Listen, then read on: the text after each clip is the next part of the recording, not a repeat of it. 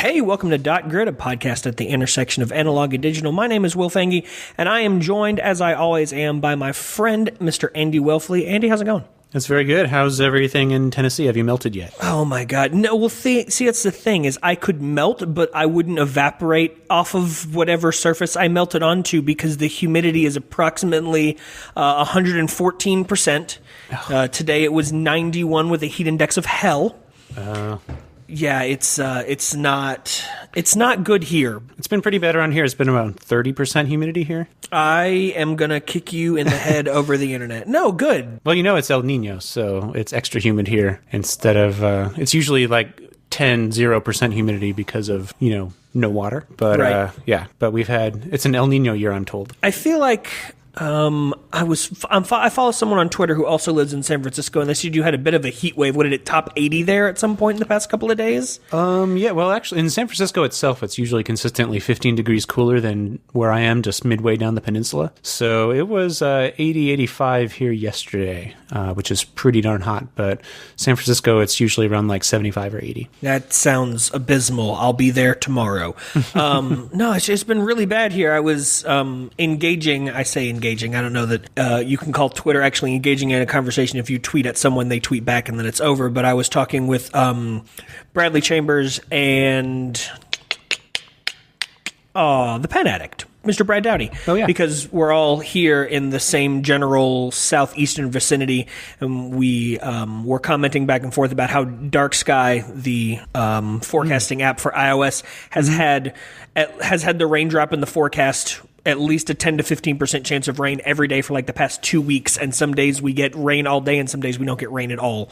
And that's what the summer is in the southeast. It's like breathing through a hot, wet blanket. Yeah, Indiana's a lot like that in the summer too. I imagine. Guys don't get much breeze because of those cornfields or something, right? Well, and we're close enough to the Great Lakes where we get some of the effect of that too. Well, this has been the first 2.5 minutes of weather with Will and Andy again.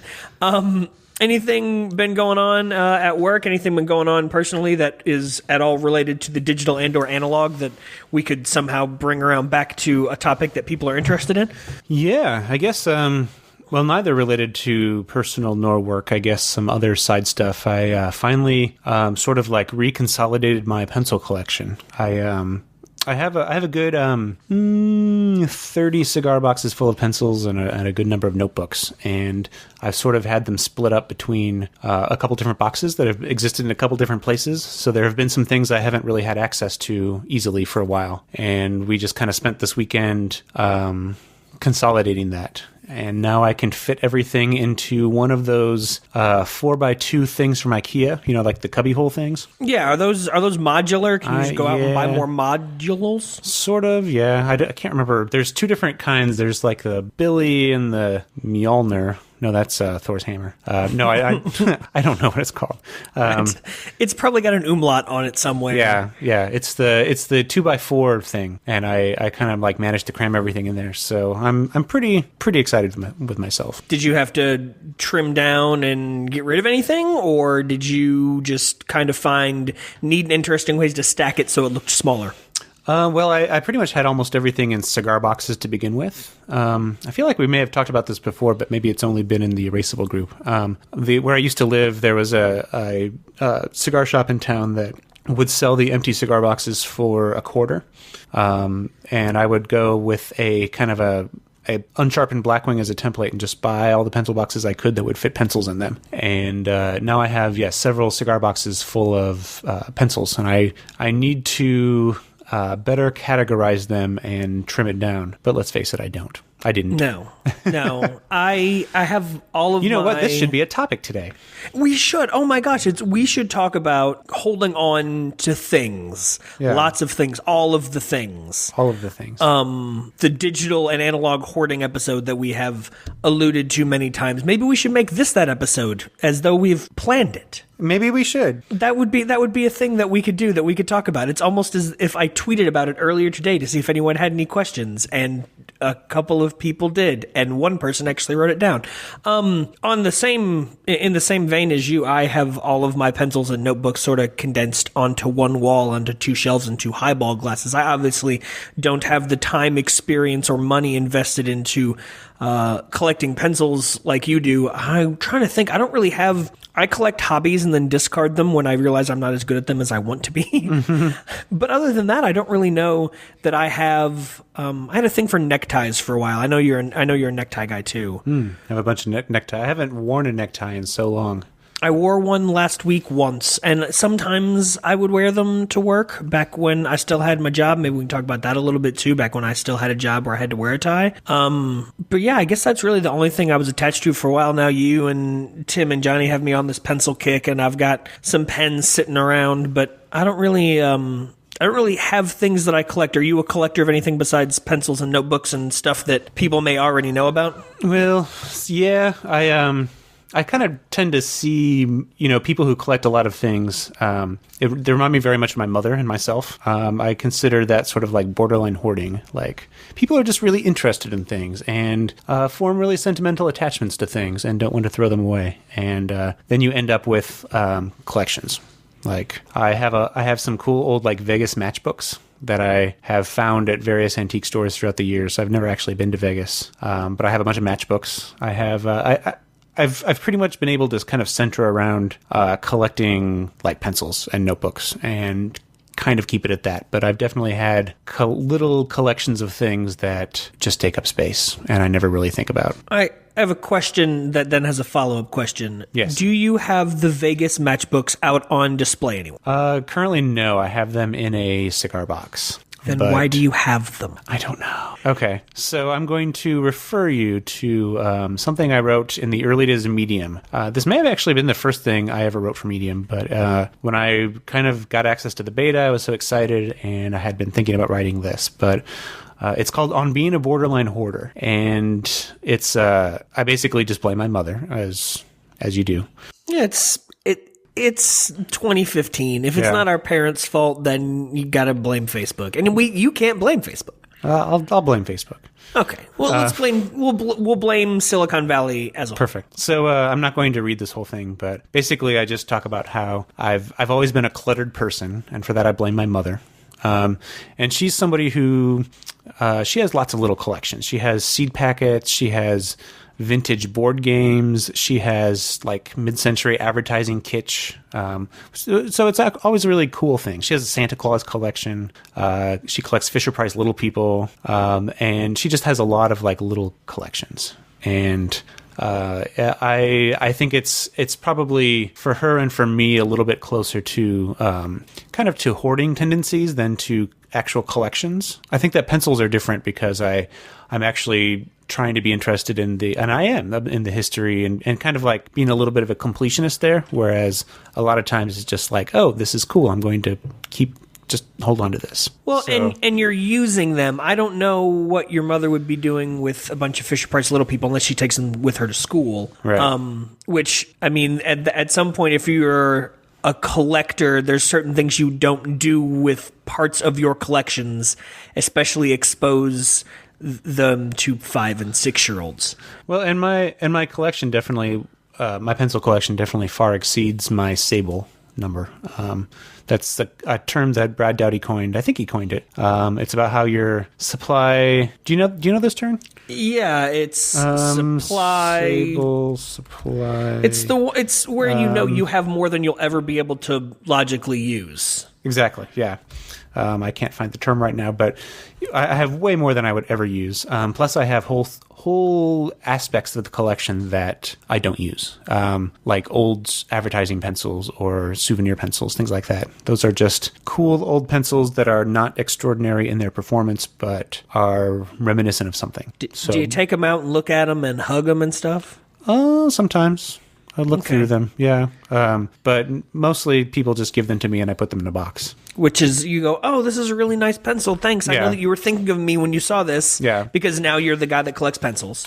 So when it comes to, this is getting a little heavy. When it comes to like mental illness, I think probably the one that I can relate to the most would be hoarding. I'm not somebody who saves old pizza boxes or has jars of his own pee stored away. Don't worry about that.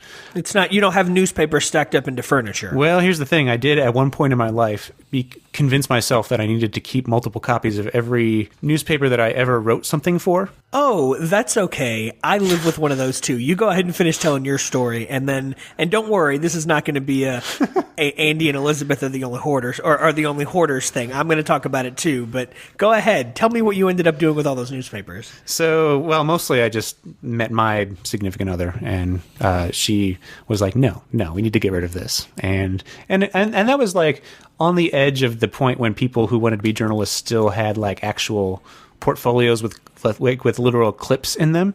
Yeah, like clipbooks. Yeah. Yeah. So eventually I would, go on to just like put it all on a website and, link to that. But yeah, I definitely got rid of all of the newspapers except for a couple that I wrote a front page story for and was very proud of. So yeah, I definitely feel like I can relate the closest to a hoarder over somebody like, who might have bipolar disorder or somebody who might, have a mental illness that I don't come close to. Right. So I'm not saying I'm a hoarder, but I would say that I'm probably a borderline hoarder. Yeah, the line in the piece that you wrote that really stuck out to me was when you said that there's a dark underbelly to collections and collectors and things like that, because there is a really fine line between, oh, there's Andy, he's that guy that collects all the really cool pencils, and oh, there's Andy, he's the guy that has all of those pencils. Right. He's the one who can't see out of his car window because of all the pencils. Right. He sees them on sale somewhere and he just picks up all, like, there's a difference between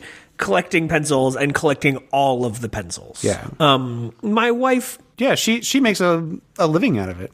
Yeah, no, we have a building in our house that's in our house. We don't have a building in our house. We have a building on the property here that is approximately the size of like a portable classroom. You familiar with those? They have those in Indiana.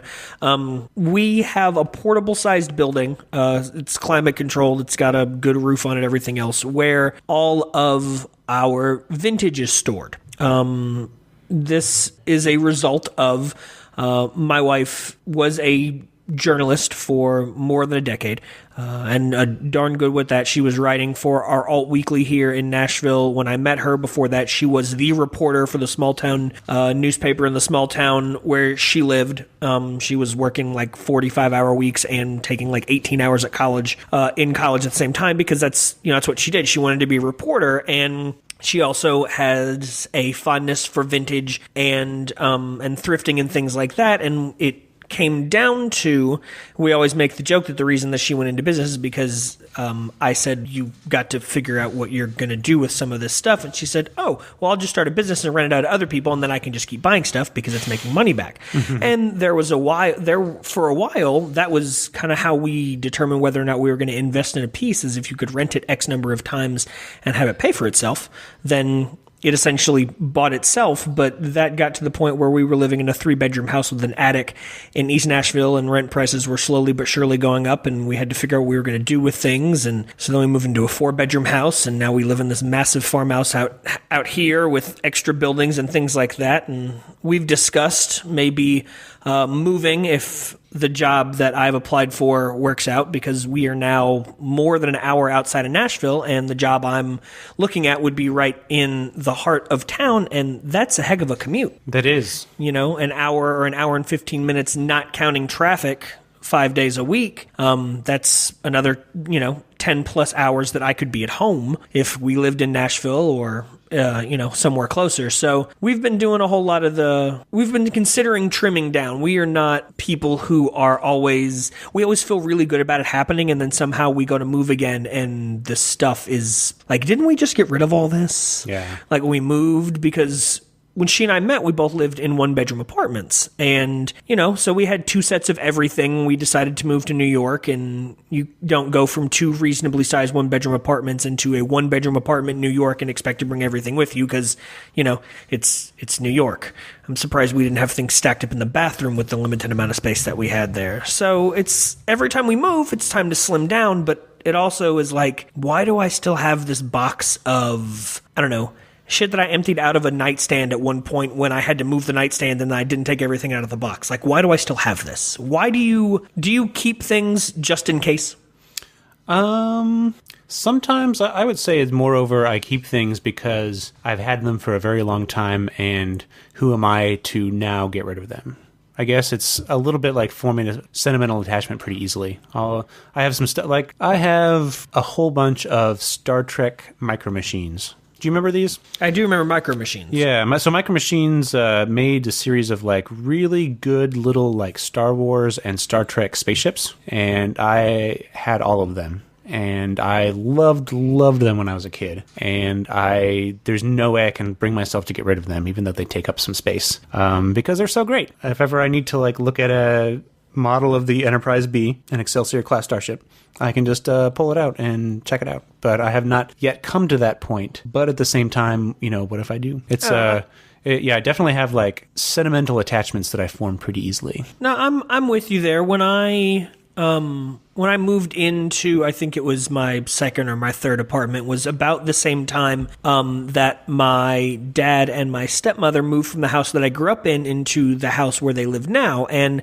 in the process, they were cleaning things out as they were moving along, and a lot of it was stuff that had originally belonged to my mom before she passed away. And I think at one point I walked up to my apartment and realized from the parking lot that my father and stepmother had been there, because there was a stack of boxes on my patio, the top of which was one of those, those big Tupperwares that are not very tall but are kind of wide that you can slide under the bed. Mm-hmm.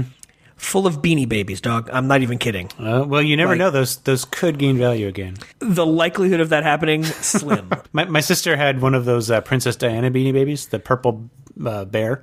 Yeah. That was very common, yet everybody talked about how rare it was. It's one of my sister's friends growing up was on the front page of the lifestyle section of our local newspaper when Beanie Babies became all the rage, because she had been collecting them for longer. And it was that stereotypical, because she's like an 11 or 12-year-old girl, she's just laying somewhere and is surrounded by Beanie Babies all around her head. It's just an investment in her future. Yeah. Well, yeah, I don't know that she has them anymore. Last I checked, she was attempting to get a job being an art teacher, I think somewhere in Colorado, which sounds like an awesome job, but I don't know that the Beanie Babies helped out with that at all.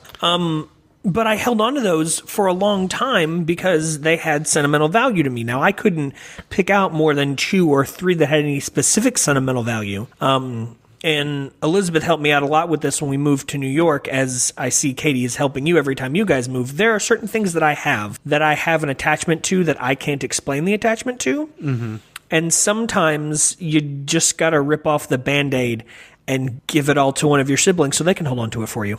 Well, we joke about, my parents' house, the basement is just full of crap. And we joke about I have 4 little sisters, we all kind of amongst ourselves joke about when my parents pass away, who's going to go deal with the stuff in the basement. And I think probably it's not going to be me, because I'm going to want to go through everything and then keep everything, but it's because, this reminds me of my mother, or this has so much history. Whereas no, we just need to burn it down and collect the insurance money. Yeah, now you've said something about it on the internet. So. Well, yeah, now. Well, people don't know where my old house was. I know a guy that can probably get you set up with a guy that I feel like Jake probably knows someone. Yeah, well, he's kind of the guy. I've seen Jake play with matches.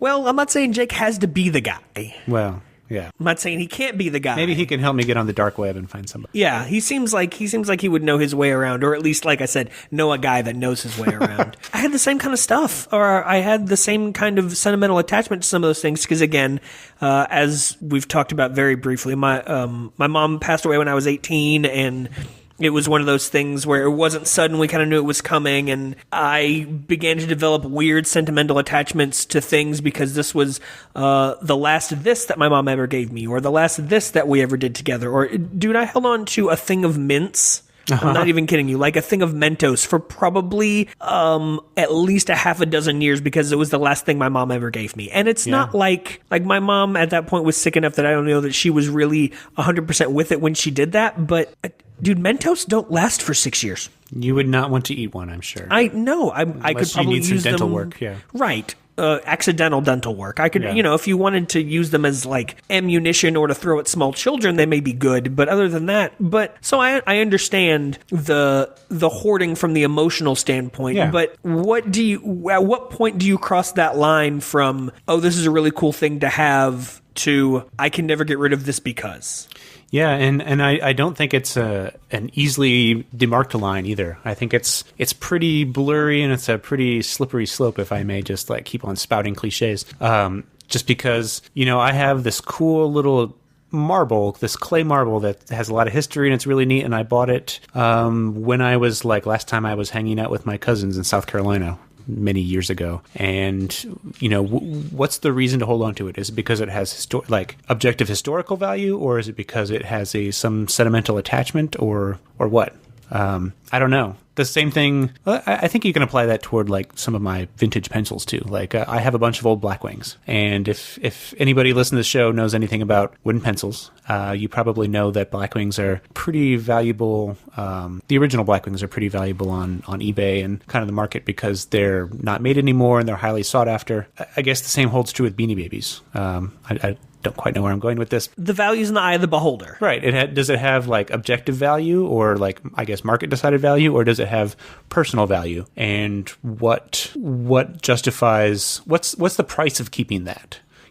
Keeping a pencil around, no big deal, but keeping 300 pencils around, big deal. Everything adds up. Right, and moving with them and carrying them around the country. And if it's 300 pencils here, at what point does it become, 4 paper boxes and notebooks? I find myself falling into not necessarily keeping things for sentimental value, but I fall back on that old, the Boy Scout motto, be prepared. You never know when you're going to need this. Maybe you need this Beanie Baby for kindling. The apocalypse comes and all of a sudden you have no heat. You can light it with my old Vegas matchbooks. I don't even know what's in those. That may not be safe to burn. Synergistic solutions. And there we go. That's synergy. This is why we get along so well, because you have the flame and I have the fuel. No, I have a Timbuktu laptop messenger bag that I've talked about before that I just call my bag. And every once in a while, I have to make it a point to go through it because I will collect things in there that I will hold on to just in case. I have a bandana in there. I have a deck of cards in there. I have a set of chopsticks, a plastic spoon, and a plastic fork. I don't know why. Yeah, well, I mean, you never know. I mean, but you get to a point where, I know that the vast majority of the time, I'm not going to need to take up all that space in my bag and put all that extra weight on my shoulders because I'm probably going to be able to borrow a fork if I'm somewhere where I need a fork. Well, what happens if somebody just gives you, some sweet and sour chicken and you just want to show them how awesome you are by pulling out some chopsticks and start eating it? I would eat that stuff Fantastic Mr. Fox style, just straight, and then just wave and say thank you. And walk away. I do have to say that when we moved from the house we lived in Indiana to the one-bedroom apartment we have out here, that was a little bit better of a motivator to get rid of stuff. When all of a sudden space is definitely at a premium and you're spending 6 times more in rent for half the space than you had before, it's a little bit easier to do that, but still not easy. I assume that if you were to move closer to Nashville, you would be reducing space. We would have to. That's been the big sticking point right now is what do we do with all the stockroom vintage stuff? Mm-hmm. Because... Could you rent a cheap garage out in the country? Here's the thing. I don't mind paying to put the items somewhere, except for the fact that it's such a pain to get to them. Because, That's true. 100% of the business that happens through the stockroom vintage name is rentals. And I don't have a truck. We have a Sentra. And if I can't fit it in the Sentra, then we have to rent a truck. But if I can fit it in the Sentra, it's so much nicer to be able to go outside to the stockroom, get the things that I need, put the boxes in the back of the truck or the boxes in the back of the car, and just go to wherever it needs to be, as opposed to making sure the storage unit's going to be open at the right time, making sure I haven't lost the keys to the storage unit, getting in the car, driving one way to the storage unit, getting the things that I need. Oh crap, the thing we really need is actually at home. Going back home, driving to drop it off. It adds many more steps to the process. Right.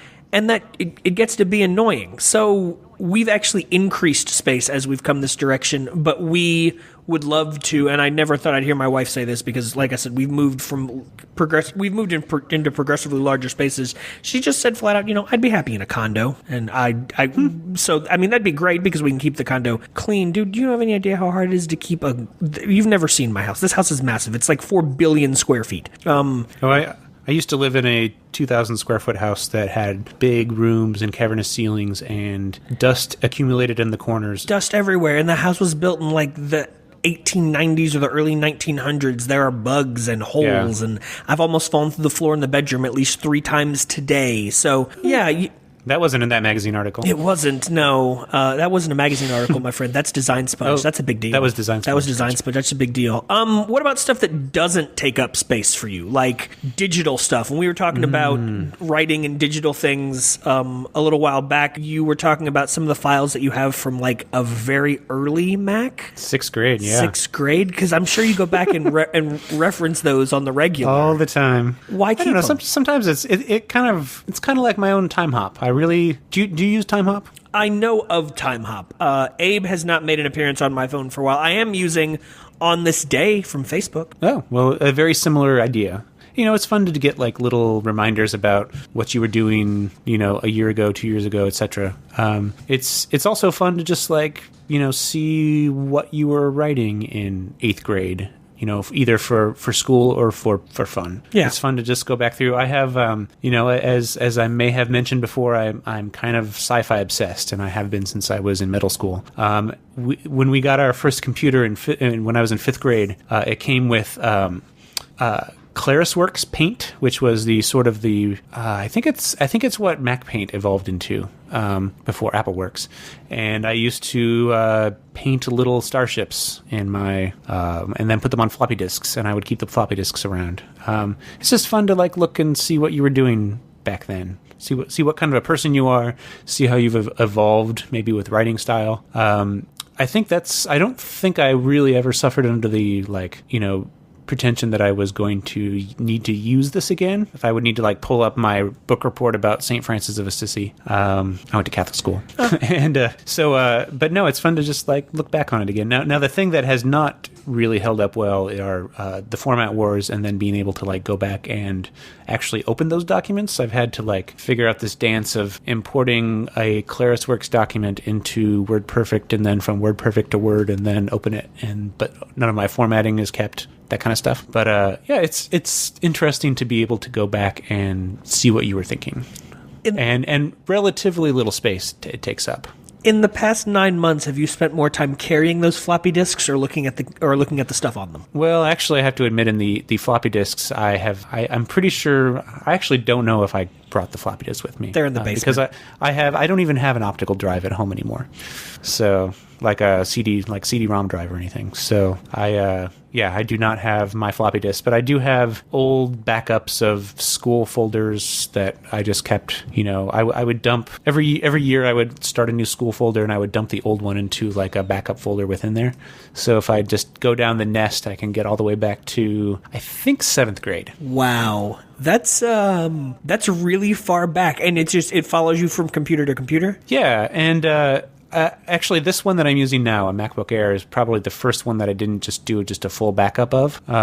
We talked about this, I guess, a tiny bit when we were talking last episode about your new laptop, right, and migration. But I've always just sort of mirrored my old computer onto the new one until this one, in which I actually spent some time just putting some stuff on DVD backups and then putting that in a little folio. I do have that and somewhere around here, even though I can't open it right now because I have no optical drive in my computer anymore. But I do, I was a little bit more selective about bringing all those forward. I cleaned out my photos and my like school folder, which I think were probably the two that took up the most space. No, I keep all my stuff for the well. I've been accused of being a borderline hoarder like you in the past. I have moved more than once with huge stacks of either newspapers or alt weeklies. There were massive Tupperware containers that came with us more than once. I have been accused of being a physical object digital hoarder.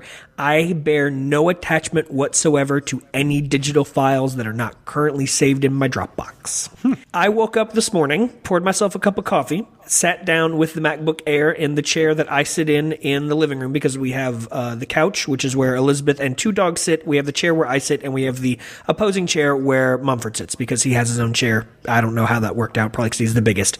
So I sat in my chair and he sat in his, and I sent you a message and said, "Oh, this isn't working on my phone, or that's not working on my computer." And you said you said the most dangerous words one can possibly say to me. "How close are you to a factory reset?" And I went, "Oh, yeah, that's how I'll spend 4 or 5 hours of my day to day." So I went. I guess I'm real close. Yeah, I guess I'm real close. Thanks, Andy. I was looking for something to do. How close are you now to a factory reset?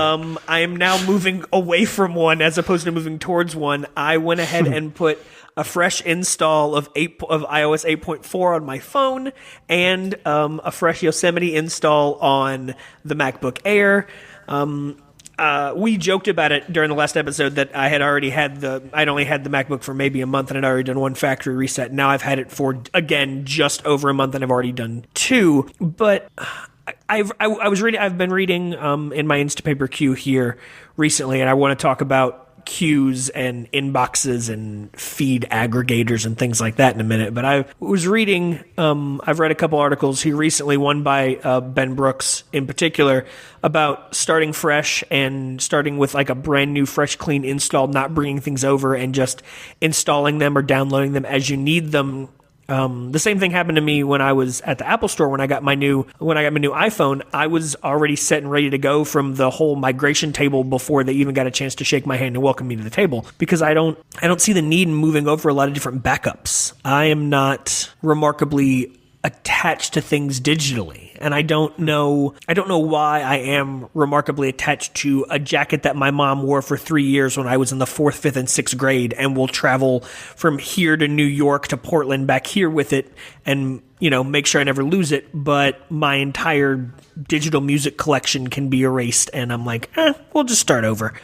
Like I don't know where the line is there. Like I don't. Yeah. I wish I had some old text files to look at. Yeah, I honestly don't know. Like, I think that the only digital thing that like the text files I could get rid of more easily than, let's say, like family photos. Right. And that wouldn't be that big of a deal. But sometimes when I think about how all of my family photos, like very few of them are digital, I just get a little panicky thinking like, oh my God, what if there's a flood or a fire or something? They're all gone. So one of these days I'm going to try to invest in like putting some of those digitally. There are companies that do that. Yeah. And it's just a matter of like, do I take the time and do it myself, or do I pay somebody to do it? And I haven't figured that out yet. No, I may draw some ire on this one. What's the deal with photos? What's the deal with photos? Yeah, like, I just don't. I can see the short, momentary sort of this is what the moment was like, and I also have some photos around here of, like, my grandparents, but there's, like, well, I was going to say there's, like, over 100 pictures on my phone. There's not any pictures on my phone right now. But before I erased things today, there were, more than 100 different pictures on my phone, and I guarantee you 3/4 of those were of my dogs. I'm never going to look at those again. Speak for yourself. I have so many pictures of my cats that my wife and I will often go through again. I have another Tupperware box full of photos that I took on like scout trips. Mm-hmm. And a lot of these are photos of either the same people or the same trees or the same tents. Like, out of context, these don't mean anything to me. And I want to have Rob on at some point to talk about digital analog photo management, because he dabbles in both of those professionally. So I'm not going to get too far into photos now, but I just don't. Am I unfeeling because I just don't get it? No, I don't think so. Let me. I don't want to get down into too heavy emotional territory here. Oh, no, we started the podcast with that. We already got that flushed out of the way. So, like, how long ago did your mother die, if I may? It will be, what is today numerically? 2015. What? I know that. Mostly I'm just looking for years. July the 20th. Well, the reason I say that is because on Wednesday, it will be 12 years. Okay. So, like, I feel like that is long enough ago where you might just sort of like realize to yourself, and I'll rather than that, maybe I'll just use myself as an example. I was pretty close to my grandmother, and she always like lived down the street from me, and I spent a lot of time there as a child. And she died in 2007, which wasn't that long ago. And sometimes I'm thinking about it, and I'm like, wait, like what color was her hair? I can't remember. And then I'll go and I can find a photo pretty easily and check that out and see like, oh, it was like, you know, bright red when she was younger, and it kind of faded to a yellowish, like white when she was older. And I think that's where a photo really comes in handy. It just kind of shows you what everything looked like in that point in time. That is some really deep stuff. And I guess I didn't think about it like that. But yeah, as I was going through, I have one of those Tupperware boxes. Apparently we have a lot of those around here. I have one of those under my side of the bed where I keep some things, because we used to have nightstands, regular nightstands with drawers in them. And now we have, as you may have noticed in the aforementioned Design Sponge feature, wooden swing style nightstands that I made and are suspended from the ceiling. They don't have any storage space in them. And my wife is very anti-clutter, so the only thing I have on mine is like a lamp and a field notes and a pencil in case I wake up in the night and have to stab something and then patch the blood with paper. Or I have an idea. That's typically a more standard use for those things. Just saying, multi-purpose. That's why I keep them around. No, so I have one of those boxes that goes underneath my bed, and I have a basket over there that I keep some books in and things. And as I was going through those yesterday, I did see a photo of my mom, because that I won't go into details here. My mom had cancer, so she didn't really look like herself as she was getting towards the end. So we had photos of her up at her visitation. So I guess having those photos around, and I found the one that was kind of the central photo that we had that I thought about putting back up on my nightstand, which I may do when we finish this episode, as a matter of fact, because now you got me all sentimental and shit. I guess I see the point I'm trying to make here is I guess I see your point when it comes to having when you talk about having photographs around for things like that, but I just don't get having there are people that have terabytes of photos in storage, and I get that some of those are like raw files and they're massive in size, which, come on, dog, you're never going to print those. Like, why are they this big? And part of that is because, and as I'm sure Rob can attest to, people have over time drastically changed the way they take photos. Like, you know, all of the photos that my parents would have in albums are, you know, like maybe 5 photos for an event of something going on, whereas like if I had a DSLR, I would take 200 photos per event. And most of them would look exactly the same, because I might as well be a photojournalist and just go click, click, click, click, click. So, and then people wouldn't take photos of just like little funny signs they saw, or, hey, my cat is being cute, I'm going to take a photo of that, which happens to me like 60 times a day. So they would, I guess people generally would take photos of more, or save photos of more significant occasions, or just more of they would be more intentional with their photo taking, because like when things take up physical room on film that you have to then go pay physical money to actually produce and see, I think it would be a little bit different. So yeah, like old photos, just keeping an historical archive of your family's history and photos, I think is important if you have the privilege of being able to do that. I guess I've always sort of like seen myself as this generation of my family's like documentarians. I like my grandmother kept a lot of things, and then she passed that down, and my aunt was sort of like the person after that to keep a lot of the stuff, and she just moved into a smaller house, and she's been shipping me things from my family. Like, thanks. I live in a place where it has the highest cost of living in the country. The highest per square foot. Thanks.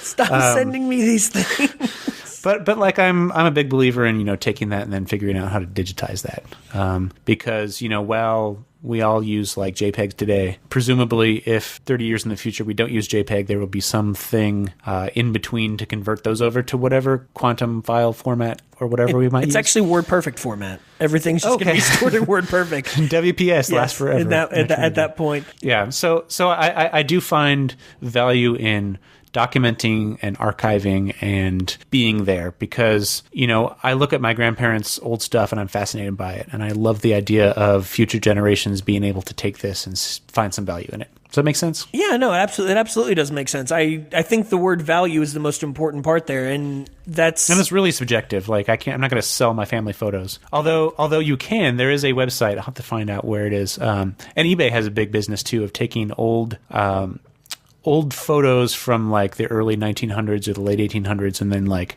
selling them to you in a nice frame that you can use to just sort of like instantly create like a conversation piece. Couldn't you just buy a frame? You could, I guess. Yeah, but they'll take old photos that have nothing to do with you and sell them to you. Okay. I thought you meant that you were sending someone a photo of like your great grandmother, and then they were sending it back to you in a frame. And I was like, you don't know how to frame thing? It's my new startup. It's called Framer with no e. No e. Yeah, it's like Uber, but for pictures. Uber, but for pictures of older people who may or may not still be with us. Do you keep old cell phones and old digital devices and old tape record? No, maybe not tape recorders aren't the same thing. Like, do you keep old digital media? I mean, we talked about your text files and things like that. I ask because as I was going through my stuff yesterday, I began to create a pile of old devices and old like Nintendo DS games that I don't play or touch or deal with anymore, namely so I can take them to the used bookstore / used. It's the used store. Yeah. So I can trade them in. I'd rather have credit at McKay than have a first generation Kindle Fire sitting under my bed. You're the youngest sibling, right? No, not by a long shot. No, my brother is 8 years older than me, and then my dad got remarried and had me, and then I have a younger sister. So I'm the half middle child. That's a technical term. I like old cell phones and stuff. I've always sort of just passed them down to whoever needs a cell phone below me. So I don't have a lot of like old cell phones. We do have Katie's old iPhone 3G that we sort of have been using as a jukebox sort of. Okay. Even though nowadays with, an Apple TV and the cloud, we don't really do that anymore. But we do have a iPhone 3G sitting around. But other than that, I don't have a lot of like old stuff like that. I guess pencils it would be old technology. I do have some typewriters, so they're not anything that I ever like used myself like regularly or I depended on, I should say. But I do have that kind of old technology. I just don't have like a lot of my own. Does that make sense? Yeah, no, that makes sense. I have an old, it's funny you bring up the jukebox thing, because I have an old LG Android phone that I pulled out the other day. That was the one that kind of got me originally hacking and modding and ROMing and whatever the other acronyms are for Android phones that I strongly consider just making into a Roku remote. The problem is I currently have the router set up to broadcast on wireless N, and it's not old enough, or it's too old to pick up wireless N. I think all it picks up is wireless G. So it kept trying to obtain the IP address for about 4 minutes yesterday, and I was like, this really isn't worth it.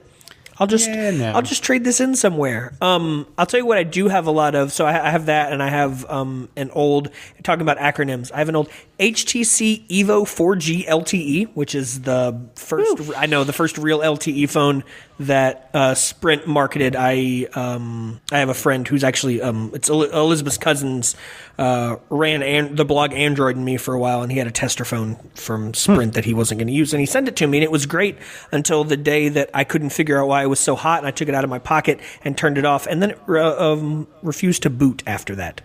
Ooh, it was weird.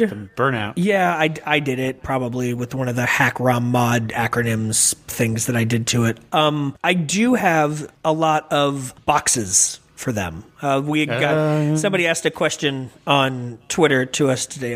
Curly McD, which is Curly McD. That's a Twitter name if there ever was one. Asked if we kept old boxes for things like, well, maybe not just things like that, but like, I know you're more of a pencil guy than a pen guy, but things like boxes and packaging for, for things that we find valuable.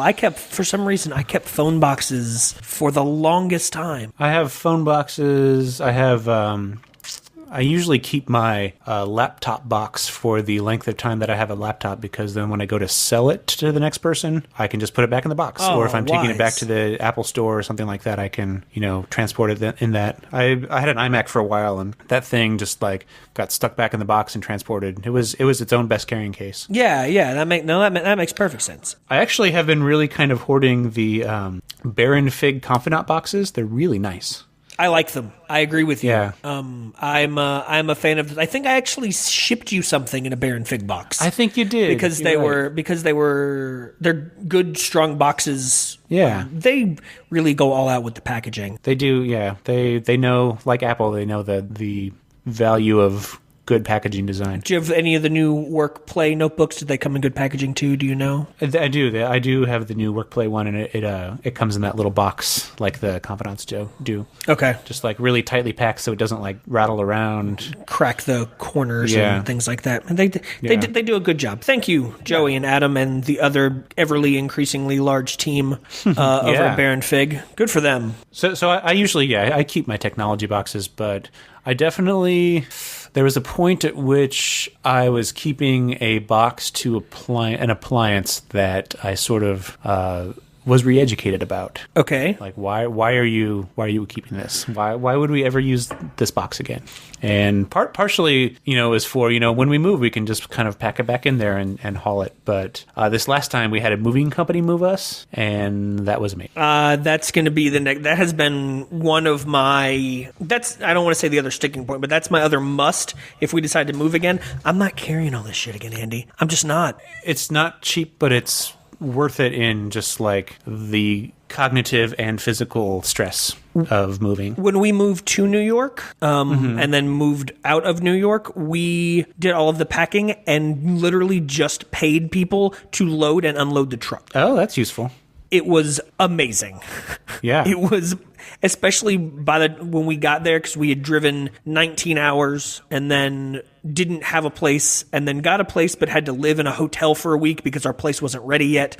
By the time we actually got to move in, I didn't even want to see that stuff. Like, we could have just start over. Yeah, we could have just left the truck abandoned somewhere and just bought new everything. But that was probably, and then when we left, it was about 12 degrees outside, and it had just started snowing the day before. But as New York is wont to do, there was already about, 17 and a half feet of snow on the ground. Really glad I didn't have to load up in that. So, how did you do it when you moved from New York to Portland? That's what I'm saying. We had people load in there, and then we drove across the country. The only place we didn't see snow was the Ohio Welcome Center. It was 5 days of nothing, but it was the most snow that Oregon's had in 100 years. Oh, wow. That should have been a sign. Welcome to Oregon. Yeah. We had to stop and leave the truck. We drove all night from Montana through because we didn't want them to close down the interstate in the Columbia River Gorge again because it's very windy there. And the winds were blowing in excess of 45 or 50 miles an hour at the regular. And when you're driving a 22-foot moving truck across snow-covered bridges, susceptible to wind. Yeah, you're a little more susceptible. So we drove straight through and got, within about what is normally about 30 minutes of Elizabeth's mother's apartment, and they had closed the interstate going into Portland. We stopped at a truck stop and ended up having to leave the U-Haul there for a week. Well, apparently, we just abandoned all of our earthly possessions in U-Hauls on a regular basis in random places. Well, maybe that's got something to do with the fact that I'm not overly attached to things.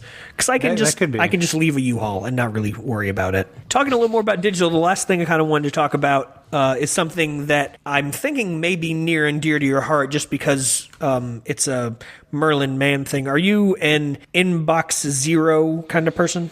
And you can use inbox however you want to look at it. Maybe it's the Instapaper pocket queues. Maybe it's, your reader RSS stuff. Maybe are you a Twitter completionist? I am not a Twitter completionist, which was very intentional because I sort of realized at some point that if I wanted to follow the number of people I wanted to follow, I would have to leave that behind me. But what if you miss something? Well, if I miss something, either if it's going to be important enough to find me again, which is what Twitter's good for, or I'm just going to miss it. Do you use Nuzzle? I actually surprisingly learned about Nuzzle for the first time. I can't remember if it's you or Jake. Sometimes I get you guys confused. That's a common misconception. No, I'm just kidding. No, one of you was like, "Oh, what about Nuzzle?" And I was like, "Oh, this is handy." So sometimes I'll use Nuzzle. I don't know. So let's talk about Inbox Zero first. I am not an Inbox Zeroer in the definition that Merlin uses. I am an Inbox Zeroer in that I just like to archive things, and if somebody replies, it'll pop back up. So I will use Mailbox to the point where it gets down and says Inbox Zero, but that is not in the intention of how Merlin intended Inbox Zero. Does that make sense? Yeah. What mail client are you using on the Mac? On the Mac, I'm using Airmail. Airmail. Okay, I was going to say because the Mailbox beta has not been kind to me. I am not using Mailbox right now because it will not support the technology that my work email address is, and I would rather just keep everything under one client rather than use two clients. But I did when I only had various Google accounts as my various email boxes.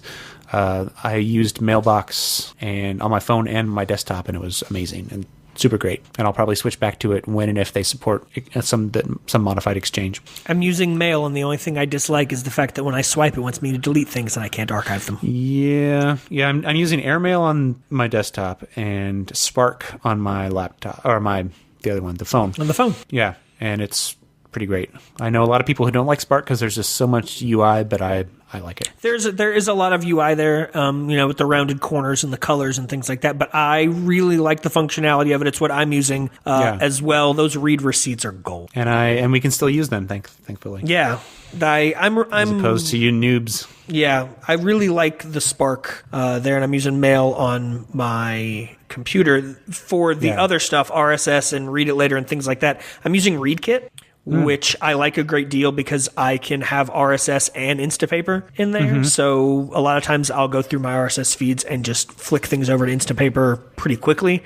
And then I can jump right into Instapaper and read them. We talked a lot on the reading episode about how I do a lot of my reading on the Kindle through Instapaper and things like that, but I can never really... I don't know that since I've started Instapaper /Pocket /Readability, I don't know that I've ever been below a dozen articles. I turned that badge off, Andy Welfley. I don't want to see that number. I definitely let it build up more than I should and just occasionally declare bankruptcy and just clear it out. It's usually because I am full of good intentions about reading this big New Yorker piece. Right? And I'm like, oh yes, I will read this on the train. It'll be so great. And then it's, something, it's so long. They're so long. I read the ones about sleep for some future episode. Yeah, I got to do that. And they were really short, which was great, comparatively to like other New Yorker stuff. But I am not a inbox zero user of Read Later services. Current Read Later, I'm looking at 59 articles. That does not count the 3 that are in the podcast topics folder, the 1 that is in the post ideas folder, because, I write on my blog pretty often. I did start doing more stuff on my Tumblr this week. You did? I saw something on your Tumblr. Yeah, and then I actually pulled that quotation out of your article for Tumblr today. It's where I'm putting up pictures of the dogs. I don't know. I'm enjoying using Tumblr because it's easy. And then I have 11 of the articles to which you were just referring that I just call long reads. I am looking at these titles now, and I don't remember ever saving any of these. Well, sometimes I think they just sneak them in on. That's probably what it is. They see something that's called long reads, and they're like, "Hey, we have a subscription service called that. Let's just automatically feed him things called Welcome Back to School shootings and Dream Thieves inside America's ban on sleep." Ooh, that might be a good one for the sleep episode. I think so. So here's the thing, though. Like, Google has, with Gmail at least, has kind of enabled us to be digital hoarders. We don't really delete things, we archive them, and they just give you so much space that you barely ever, unless every email has a 12 gigabyte or megabyte attachment, there's no reason to delete emails. You might as well just archive them. And at this point, is deleting and archiving serving the same purpose? It is for me. I get the same enjoyment out of going back and looking at old emails that I assume you get out of looking at your book report on St. Francis of Assisi. I'll go back and look at old emails, maybe not all of them, but I can go back and look at the first couple of emails that I sent when I got Gmail when I was a sophomore, junior in college. I have the emails in there that were the first methods of correspondence I had with my wife because we met on the internet, so I can go back and look at those every once in a while. I can go back and, this has been really handy, go back and look for old cover letters and resumes because I need to edit them now that I'm going back and trying to go back into a similar field now that I'm trying to go back into communications as opposed to education and things like that. So I guess I use that email as sort of the same kind of storage way that you do your mirroring of things. Mm-hmm. So, yeah, my email is my time machine. Do you have any old logs of AIM conversations? I don't anymore. I guarantee. You know what? I may on the massive, I have one of those 3.5-inch hard drives that come in towers. I have one of those in my closet because I'm obviously going to buy the thing that I need to hook it up and transfer those files to the Mac, since 90% of them won't be compatible because they're all Windows stuff. I have that hard drive from the machine that I bought when I was a freshman in college, so I guarantee you if I don't have AIM logs, I will still have a list somewhere of my old AIM away messages, which are probably better than the message logs, to be honest with like you. some Third Eye Blind lyrics. Oh my gosh, they used to be so long and so cryptic, and the day of the away message, where have you gone? You know what the kids are doing now is they're putting the equivalent of the away message in the location part of the Instagrams. Have you seen this? That's true. I have seen that. It's like extra information in there. I don't get it, but I guess it's probably better than having them say that they're at, like Disneyland or something, because it's a picture. People know you're at Disneyland. Yeah. I don't get the Instagrams of the young people, Andy. I mean, you've been out of the business for like a good, 3 months now? Yeah, and we're running up on, let's see, all of June and all of July. Yeah, running up on 2 months now. Oh, man. All of the hippity hoppity is falling out of your head. I know. And we keep saying that we're at some point going to talk about me changing jobs. And I'll tell you what, I'm probably going to talk about that with my brother on Wednesday. He and I are going to record an episode of the Ever Absent Stuff and Things, and I think it's just going to be he and I. So hopefully those of you that are that keep up with the other podcasts on the Nerd Uprising Network will have that in your podcast catcher feeder things in a week or so. I don't know how long it's going to take him to edit it, but he and I are just going to wing it. So maybe I'll get a chance to talk about that a little more if you or anyone else is interested in why I decided I wasn't going to go back to the classroom this fall. But yeah, I just don't get the young peoples anymore. Yeah. It's a shame that they're the future. So what have we come away with in our discussion of digital hoarding and analog hoarding? That we both do some form of it, that we don't understand it, and that we should probably seek help. That's probably good. At least we know that we're not saving bottles of our pee. There are no comments here. You can, however, give us feedback on the episode that you are currently listening to, or any episodes you may want to hear about in the future. The best way to do that for me personally is to tweet at me. I am at Will Fengy, WILLF as in Frank, ANGUY on Twitter.